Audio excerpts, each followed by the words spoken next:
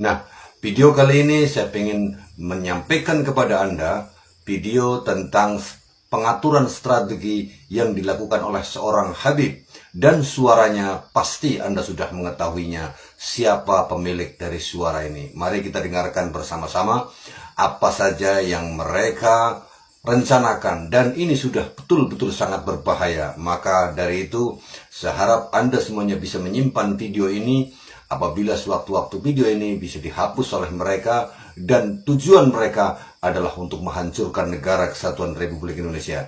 Jangan sampai negara kesatuan Republik Indonesia itu dikuasai oleh orang-orang di luar. Jangan sampai negara ini jatuh ke tangan mereka semuanya. Nah, sahabat Iqbal Waha, mari kita dengarkan bersama-sama apa yang mereka rencanakan dan pahami suara ini adalah suara Rizik Syihab. Dan ini dia adalah, maka itu fundamentalis dan tradisionalis tidak boleh bersentuhan, harus dijauhkan, bahkan harus diadu domba. Nah, ini yang terjadi di Indonesia saat ini. Bagaimana supaya dua kelompok ini diadu domba? Nah, kenapa ini yang harus diadu domba? Karena kelompok fundamentalis dan tradisionalis ini yang pengikutnya paling banyak. Kalau yang namanya modernis, kelompoknya tidak seberapa. Modernis dalam pengertian rent corporation, apalagi liberalis, mereka nggak seberapa. Mereka punya basis massa. Kita bicara basis massa akar rumput. Nah, yang memiliki basis massa akar rumput yang sangat kuat hanya kelompok fundamentalis dan kelompok tradisionalis. Maka itu kalau ini bersatu, ini akan menjadi satu kekuatan umat Islam yang maha dahsyat, yang bisa merontokkan kekuatan mereka, sehingga mereka akan melakukan berbagai macam upaya bagaimana dua kekuatan ini untuk tidak bersatu. Nah, itulah sebabnya aksi 212 di mata mereka ini merupakan persatuan antara fundamentalis dan tradisionalis dalam negara. Yang kedua, jangan pernah berikan ruang kepada kelompok fundamentalis di media-media resmi mainstream tingkat nasional. Yang ketiga, yaitu jangan pernah memberitakan segala kebaikan sebesar apapun yang dilakukan oleh kelompok fundamentalis.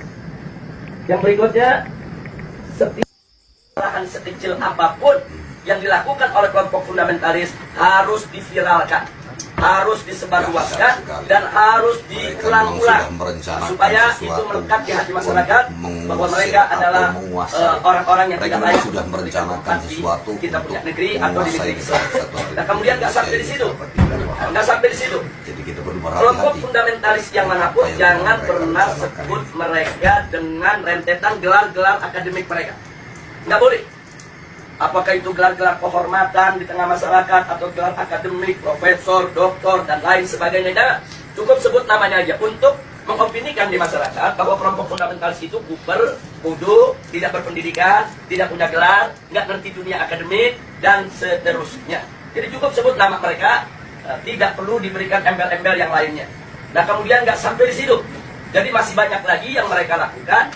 Apa yang kita alami saat ini di kita punya negeri. Nah, bagaimana para habaib, para ulama kita, bagaimana tokoh-tokoh kita di Majelis Ulama Indonesia, yaitu mereka kecilkan, mereka lecehkan, mereka hina-hina, bahkan mereka mencoba mencari kesalahan-kesalahan, bahkan kalau nggak ada kesalahan, buatlah fitnah-fitnah yang bisa diterima oleh masyarakat tentang mereka.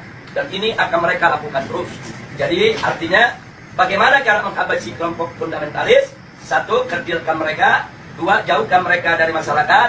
Kemudian ketiga, yaitu didik daripada para tokohnya. Kalau bisa dirangkul, kalau nggak bisa dirangkul, dipukul. Bisa dipeluk, nggak bisa dipeluk, digebuk. Nah, jadi ini yang mereka lakukan. Nah, baik, sekarang yang kedua. Lalu bagaimana dengan kelompok modernis? Kelompok modernis bagi mereka, yaitu statusnya aman.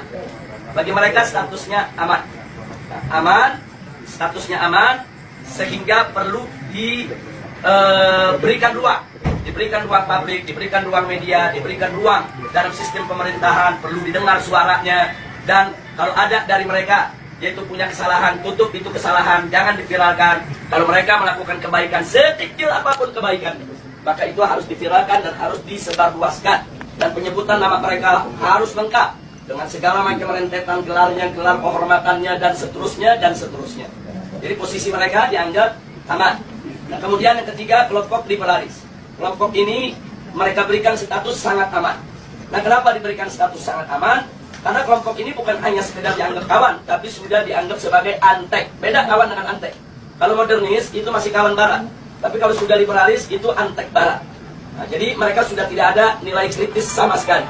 Nah, tapi justru kelompok ini yang mereka besarkan. Kelompok ini harus dibesarkan di seluruh